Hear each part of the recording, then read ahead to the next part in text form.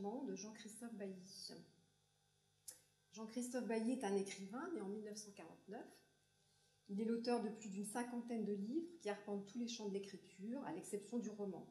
Essais, récits, recueils de poésie, pièces de théâtre. Il a fondé et dirigé des revues, dirigé des collections chez Christian Bourgois et Hazan, enseigné à l'École nationale supérieure de la nature et du paysage de Blois. Quand on le présente comme philosophe, il dit ne pas se prétendre tel. Il dit n'avoir pas le cursus et le savoir d'un philosophe, bien qu'il soit devenu en 2004 docteur en philosophie. En revanche, il dit avoir lu beaucoup les philosophes, avoir des liens avec eux. Il fut un ami proche de Philippe Lacoue-Labarthe et se servir d'eux dans sa réflexion. Ce qui caractérise son œuvre, c'est la curiosité, le champ très large de ses intérêts.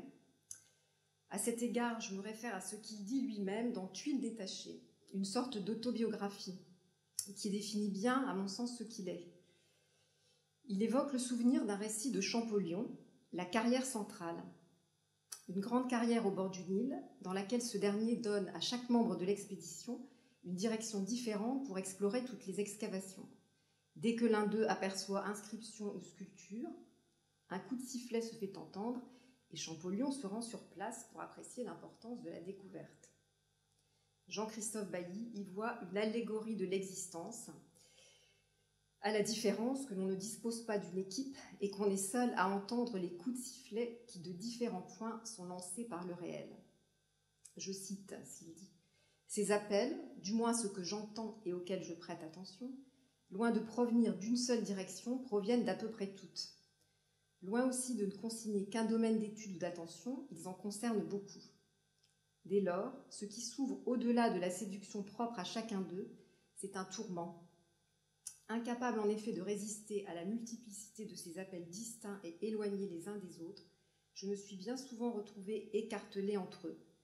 N'étant spécialiste dans aucun domaine, je me suis jetée autant qu'il était possible dans des directions opposées, sans doute à terme réconciliables, mais le malheur est que ce terme lui-même dépasse les possibilités d'une vie. Sa démarche, qu'il a autrement appelée « Saisir », c'est le titre de l'un de ses livres, en fait à mes yeux un écrivain passionnant et formidable. Parmi les titres les plus connus, Le dépaysement, Le parti pris des animaux, il est aussi l'auteur de la pièce de théâtre Une nuit à la bibliothèque, qui avait été donnée à l'IMEC il y a quelques années, sans doute certains d'entre vous l'avaient vu. Il a été très tôt en contact avec les images par l'intermédiaire du peintre Jacques Monory, qui était un cousin de son père. Et la question de l'art et de l'image est récurrente dans son œuvre. Parmi ses essais plus particulièrement consacrés à l'art, à l'image, on peut citer Le champ mimétique, qui était le sujet de sa thèse de philosophie, ou L'instant et son ombre.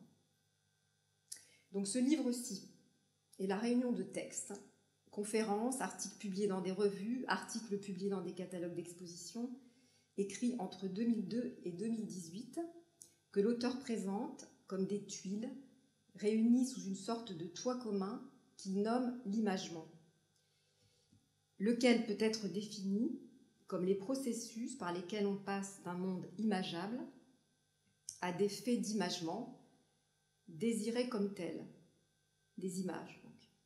Donc désirés comme tels, c'est-à-dire il ne s'agit pas, par exemple, des ombres ou des reflets qu'on peut trouver dans la nature, ni des images internes, mais des images qui demeurent, les traces. L'image dont il est question dans ce livre, c'est l'image surface, l'image suspens, et non l'image mouvement. Mais c'est l'image issue de l'ensemble des modes d'imagement, peinture, dessin, photographie. Et le livre traverse toutes les époques. Ce qui est très plaisant, ce que je trouve personnellement très profond, c'est cette ouverture que l'on rencontre dans tous ces livres. Qu'il s'agisse des grottes de Lascaux ou des œuvres d'art les plus contemporaines, l'auteur les convoque avec la même ouverture, la même capacité d'intérêt et d'analyse. Il dresse des ponts entre les époques, relie les choses. Il a une façon d'envisager l'art abstrait, l'art contemporain, le moment où nous sommes, d'une façon positive, intelligente, emballante. On retrouve dans ce livre les mots fétiches de son vocabulaire, dormance, provenance, glissement, écho, sillage, rebond. Le philosophe Jean-Luc Nancy dit de lui que la marque principale de son talent, c'est de respecter l'enchevêtrement, la complexité, et en même temps de tirer des fils très clairs. C'est ce que je trouve aussi. Ce n'est pas un essai, ce livre donc n'est pas un essai sur la civilisation de l'image, ni un travail d'interprétation des images ou d'histoire de l'art. Sans rejeter bien sûr le monde d'analyse de l'histoire de l'art, ni préconiser de sortir l'image de son époque ou de l'histoire, il propose plutôt d'aller au-delà, d'interroger le statut de l'image, l'essence de l'image, l'effet de sidération qu'elle produit, l'expérience, l'acte du regard, le comment parler de la complexité de l'image et de la rencontre avec elle. La promenade parmi les images est philosophique, érudite, exigeante, dense, mais en même temps extrêmement vivante, accompagnée de reproductions d'œuvres magistrales évoquées ou, de façon plus ludique, d'un présentoir de cartes postales de l'auteur. Elle est faite dans une langue très brillante et élégante. On y croise les concepts de suppléance de Derrida, d'aura ou de teneur de vérité de Benjamin, le brouillon général de Novalis et bien d'autres concepts et théories. Ce livre est en lui-même aussi un bel objet, dont la couverture a été choisie avec soin par l'auteur. Il résume et illustre en quelque sorte son propos. Alors je ne sais pas évidemment si vous pouvez voir quelque chose de là où je suis. Il s'agit d'un dessin au crayon de Georges Seurat, ayant pour titre « La maison hantée ». Donc je cite Jean-Christophe Bailly. « Dans un poudroiement qui a les qualités de l'aléatoire, quelque chose s'organise en formes reconnaissables qui ont l'air d'être en train d'apparaître ou de disparaître. Se trouve ainsi exprimée la force avec laquelle, devant nous, une image se souvient et celle avec laquelle elle nous demande d'identifier ce dont elle est le souvenir. » Donc image, apparition, devant nous, souvenir, dès la préface, donc quelques-uns des mots-clés de l'ouvrage. Et avant d'aborder cette fois directement le livre, je voudrais encore une fois citer un propos de l'auteur qui me paraît l'annoncer aussi, le propos du livre, dans tout ce qu'il a de passionnant. Donc je cite, « Comme tout à chacun, je vais au musée, surtout à l'occasion des voyages, et c'est toujours une joie. Ce geste, aller au musée, je n'ai jamais compris qu'on puisse en faire un acte culturel, entre guillemets, ou qu'on puisse le détacher du ruissellement de l'existence. Dans le monde continué, que chaque regard par les fenêtres du musée confirme et en même temps décale, les parois et les cimaises présentent des fragments de monde arrêtés, des extraits, des sautes d'intensité.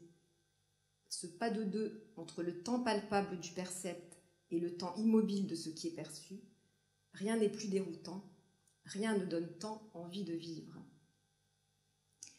Alors, comme cet ouvrage est un ensemble de textes, je ne vais pas évidemment pouvoir vous parler de façon exhaustive de chacun d'eux, ni du tout de tous les thèmes abordés. Je voudrais plutôt essayer de manière un peu transversale de présenter, dans un premier temps, le vocabulaire de Jean-Christophe Bailly, les mots qui me paraissent incarner sa réflexion touchant à l'être des images et à leur essence, et dans un second temps, le processus de l'expérience, de la rencontre avec les images. Alors, dans un premier temps, l'essence des images et les mots, donc. Alors, la sortie, la prise. L'image est toujours seconde. Elle ne peut être image que de quelque chose. Elle est entrelacement de non-être et d'être, simultanéité d'une présence et d'une absence. Le récit, qui est donné par l'Antiquité comme origine rétrospective de l'image figurative, est celui fait par Pline l'Ancien qui se réfère lui-même à une tradition. Une jeune fille de Corinthe, dit Butade, entoure d'une ligne l'ombre de son amant, qui va partir, projetée contre un mur par la lumière d'une lanterne. Le père potier réalisera à partir du contour un relief qu'il fera durcir au feu. Ainsi, la jeune fille détache l'ombre et la projette dans le temps, comme le rappel d'un instant qu'elle a suspendu. Elle invente la prise. Quelque chose est pris au réel, mais quelque chose qui ne lui manque pas, puisque la prise ne prend rien mais dépose. C'est une chute abandonnée du passage du temps, un arrêt sur image du film du vivant. L'image extrait quelque chose du monde sans l'affecter, mais tout extrait est simultanément un abstract. On prend très peu à l'être, voire rien du tout, et pourtant, quelque chose du réel vient s'entrelacer et se suspendre. En chaque image subsiste quelque chose de la vérité, quelque chose de réel vient s'entrelacer, quelque chose se souvient du point de départ. la stagnation, le dépôt. Sortie de l'être, l'image est un pur en allée, mais cette allée se suspend. Il se tient dans l'immobilité qui sera son voyage. Dans le temps comme dans l'espace, l'image est une encoche, un arrêt. Elle est un extrait, mais aussi une complétude. Elle est finie, elle est toujours finie. Elle sort du temps et s'y propose et s'y impose comme une stase. Au tout arrive du vivant battement des occurrences, l'œuvre d'art est ce à quoi plus rien n'arrive. Elle est ce qui a réussi, au moins pour un temps, à sortir de la loi du périr. Le retrait, la césure. L'image, par laquelle s'effectue le passage de l'imageable à l'imagé, n'est possible qu'au prix d'une détente ou d'un retrait. Elle est ce retrait. De la vie débordante, elle provient, mais en installant une césure qui sera sa demeure. L'envoi, les notions d'envoi, d'écho, de copeau. Le chemin, qui commence par un envoi lointain, ne s'achève pas dans l'œuvre, mais se poursuit par quantité de petits rebonds, que l'on peut lire comme autant de copeaux débités à partir d'un matériau inépuisable. Dans l'image, le premier pas est déjà un écho. Les échos des échos sont de l'essence de l'image aussi. Du moins, c'est ce que pense Jean-Christophe Bailly. Donc, il fait allusion, bien sûr, à la question de la reproduction des œuvres, allusion à la thèse de Walter Benjamin. Pour Jean-Christophe Bailly, lui, la question de la reproduction touche à la qualité du percept et à sa diffusion, mais pas à l'essence de l'image. Dans l'image, le premier pas est déjà un écho, les échos des échos l'affaiblissent, mais ne sont pas de nature différente. Par exemple, les cartes postales maintiennent et propagent l'essence de ce qui est image. Ensuite, le seuil. Donc, ce mot est très important chez lui. L'image s'oppose, elle fait front. Elle est la pure désignation du distinct. Elle arrête le distinct. Elle est la violence de l'insistance. Elle coupe les flux, et fait seuil devant elle. Elle détache le visible de lui-même pour le rendre distinct, pour le faire résonner en tant que visible. Du visible a été vu, nous dit l'image, et maintenant, regardez-le. Le seuil n'est pas une limite à ne pas franchir, mais un espace devant lequel on se tient, un espace qui s'est ouvert entre le côté où l'on est et l'autre côté immédiatement vécu comme une altérité. Cet espace est celui de l'émission de sens. Le travail de seuil, on pose cette expression, c'est aussi ce qui suspend la leçon du sens. L'interruption du discours et le recul. L'image, elle est une demeure qui est muette.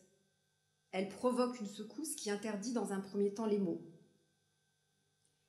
Sa signifiance étale et complète, son insistance muette sont un défi pour le langage, qui dans un premier temps doit accepter sa défaite.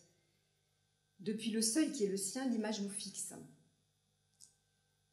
Certaines images ont un seuil infini, il n'y a pas de règle, les images n'existent que regardées. Et c'est donc le moment d'aborder la rencontre entre l'image et le regardeur. Alors cette rencontre,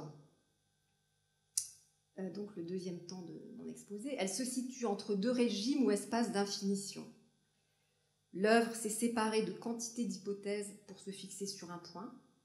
Elle est sortie de l'avenue pour entrer dans l'advenu. Il y a eu donne, donation, sortie. Elle fait halte, puis elle va retentir de façon infinie dans le temps.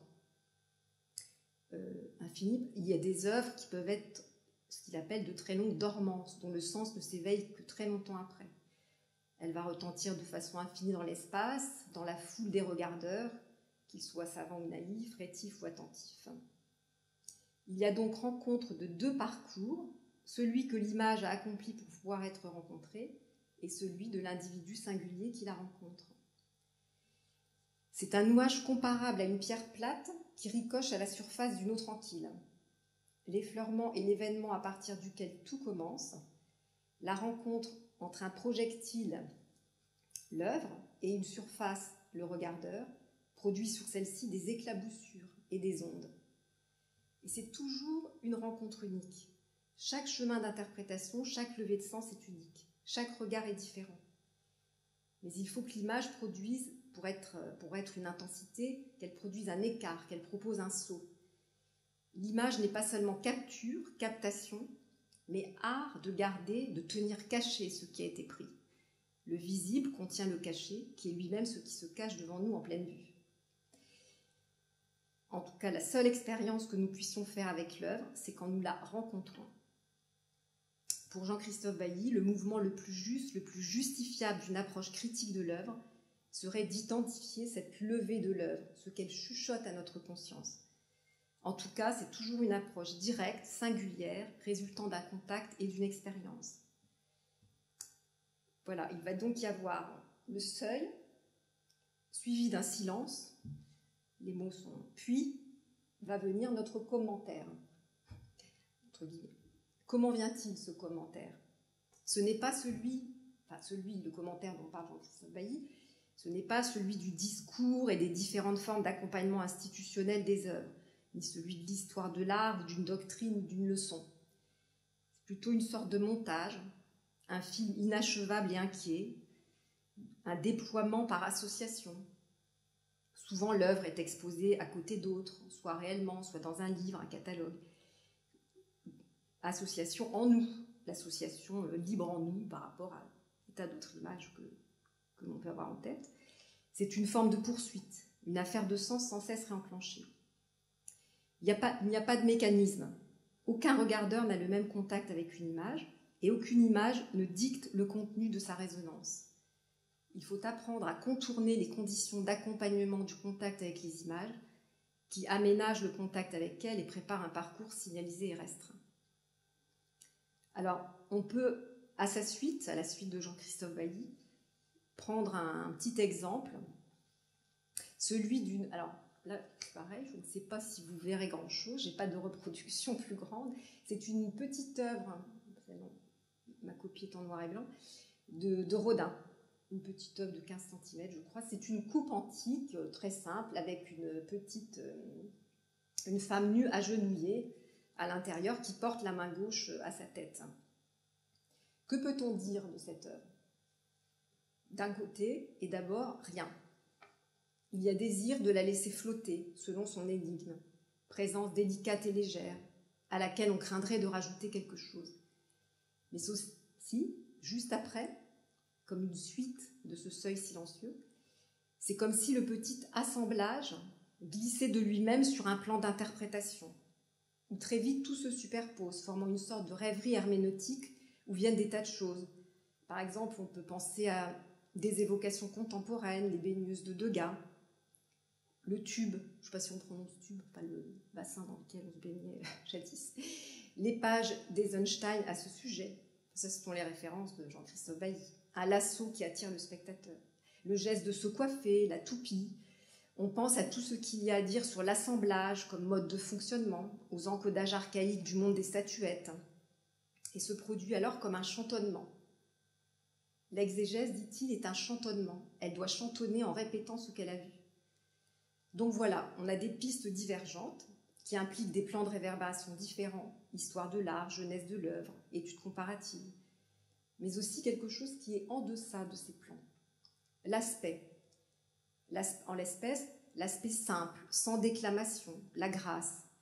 L'aspect aussi grêlé, les légers accidents de la surface, les déformations, qui disent quelque chose justement de cette surface, de ce qu'est une surface, à savoir l'unique mode d'apparition des choses. La surface attire le toucher. Et ce qui arrive, si on en vient à toucher, alors évidemment, on ne peut pas, comme il dit souvent, toucher les œuvres d'art, mais si on en vient à toucher, c'est l'ouverture d'un nouvel infini. Ni l'errance de l'œil, ni l'aventure de la main dans l'espace n'ont de fin à signaler. Il cite Herder. De façon générale, tout ce que notre main tâte paraît plus grand que ce que notre œil voit à la vitesse de l'éclair. La main ne tâte jamais complètement, elle ne peut saisir une forme en une seule fois. La main n'en a jamais fini, elle ne s'arrête jamais, elle tâte pour ainsi dire à l'infini. Alors, on pourrait penser qu'on est loin de notre propos, mais non, Jean-Christophe Bailly nous dit que ce faisant, Herder, qui réhabilite le toucher, invente l'idée d'une vision tactile. Et dit-il, ce qui s'indique avec le mouvement qu'aurait la main, de reconnaissance de la forme, d'exploration de la limite et de la plénitude qu'elle renferme, c'est un cheminement contigu à celui qu'empruntent les yeux. Mais la différence, c'est que le toucher retarde la venue des noms et dilate la forme dans une sorte de nuit. Il y a alors comme un prolongement de la césure, comme une allonge, on reste un peu plus longtemps sur le seuil. C'est comme si le toucher s'avérait le raccourci le plus sûr entre le sensible et l'intelligible.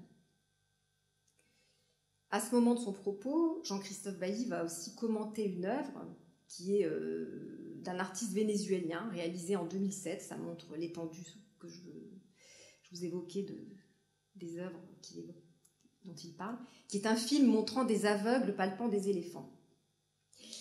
Je ne m'attarde pas davantage sur ce film, qu'on ne peut pas voir. Ce qu'il en déduit, c'est que s'ouvre par le contact une exégèse infinie dans laquelle on reconnaît toute expérience d'approche du sensible.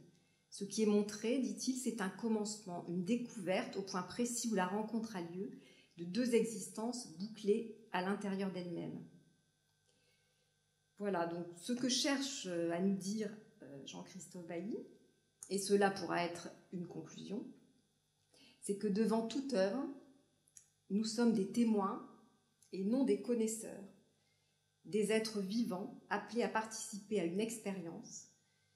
Il ne s'agit pas d'être dans un esprit polémique visant le savoir ou l'accumulation des connaissances, mais ce qu'il entend nous dire, c'est que devant toute œuvre, quel que soit le chemin par lequel on arrive à elle, et quel que soit celui que l'on se sent d'emprunter, l'ayant vu et palpé le plus longtemps possible, il faut d'abord être aux aguets de ce silence qu'elle ouvre en nous, et selon lequel elle nous parvient.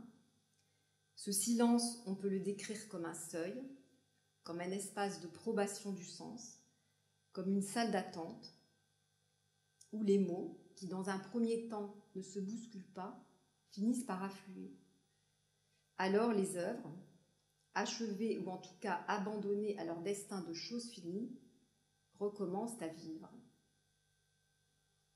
Voilà.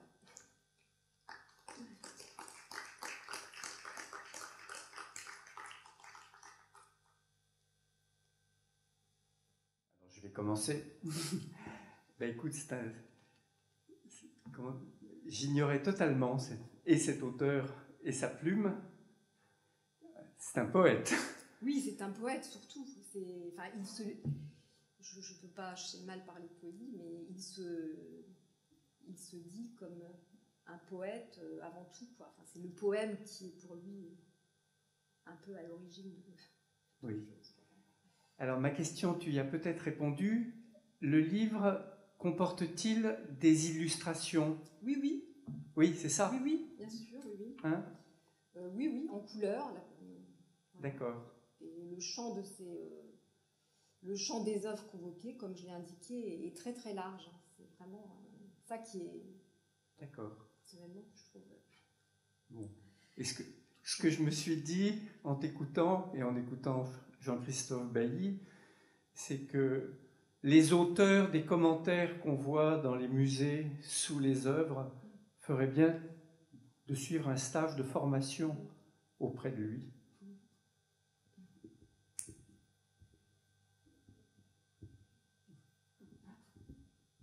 Après, je pense que tout se conjugue, quoi. Enfin, d'ailleurs, c'est ce qu'il dit. Il ne rejette pas, bien sûr, toutes les formes de savoir Non, mais enfin, c'est un ensemble de choses.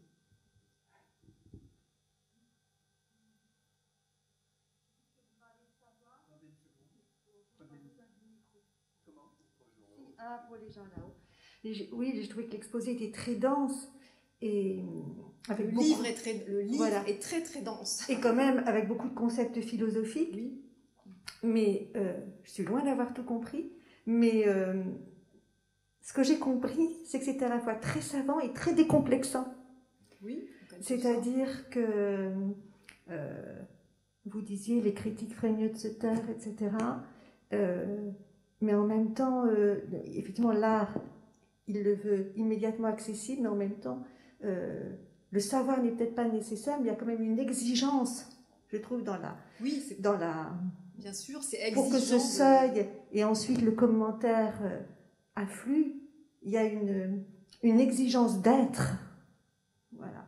Donc Oui, tout à fait. c'est un savoir-être immense. Oui, tout à fait.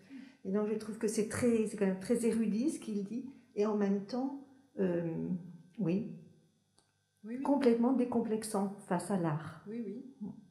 Mais c'est une exigence, oui, c'est justement ce qu'il dit, c'est pas juste un acte, évidemment, c'est pas un acte culturel, un acte de consommation, un acte social d'aller au musée, de regarder des œuvres. C'est très exigeant, en fait, effectivement, pour l'être.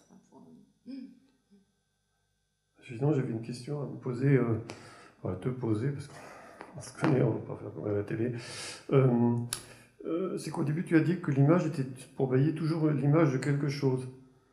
Et qu'en est-il alors à ce moment-là dans le cas de l'art abstrait, de l'art qu'on dit abstrait? Comment est-ce qu'il voit les choses? Ben justement, alors, je ne sais pas si je vais réussir à le dire avec ces mots, mais même l'art abstrait, c'est toujours l'image de quelque chose quand même, quoi. Il distingue pas le figuratif. Il y a du réel. Enfin, l'image de quelque chose, ça veut pas dire que c'est. Il distingue, je crois, le figural du figuratif. Alors, je vais pas forcément arriver à vous redire exactement, mais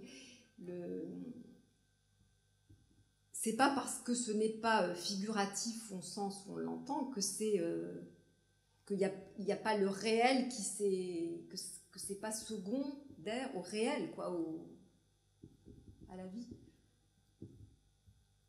Enfin, il le dit, il faudrait que je retrouve exactement comment il dit ça, mais si, il en parle.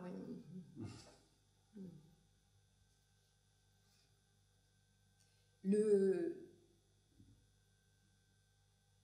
Dans le réel, il y a oui, l'art abstrait, oui, ça vient du réel. Enfin, je sais pas comment le dire un peu différemment.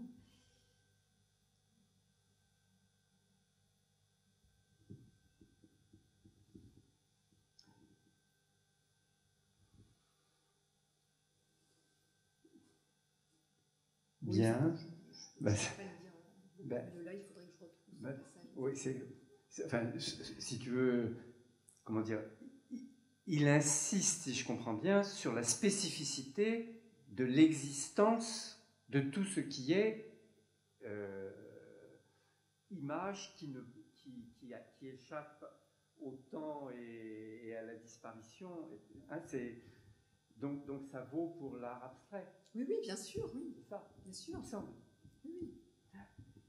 Il dit que c'est le curseur, lui il aime bien beaucoup aussi le mot curseur, donc il dit que le curseur de l'histoire de l'art, c'est déplacé comme ça, toute l'histoire c'est justement un déplacement de beaucoup de ce qu'il appelle l'imitation, c'est-à-dire tenter d'imiter le réel, la figure, etc., à quelque chose qui est moins de l'imitation, mais qui pour autant n'en reste pas moins